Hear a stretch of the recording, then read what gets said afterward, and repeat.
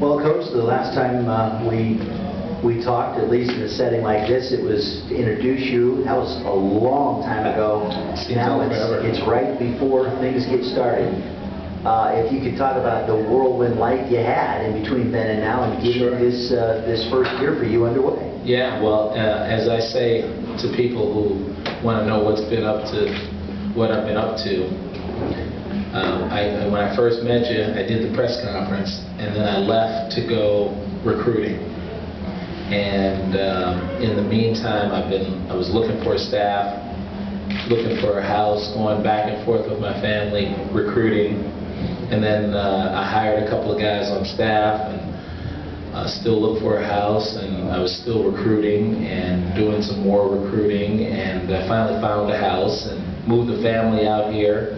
And I was just out recruiting yesterday, so I've spent most of the time recruiting, but I'm being a little bit facetious. It's been a real whirlwind, as you said. That's a good term.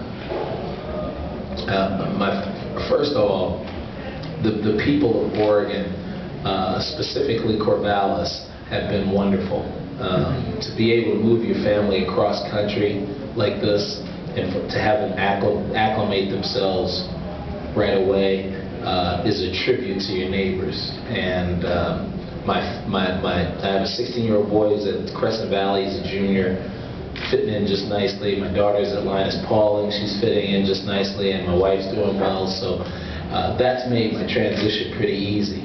And not to mention the fact that there's been a lot of things going on the campaign trail at the same time. So it's been hectic, but we've been able to settle things down, start our individual workouts, and I'm really looking forward to Friday night.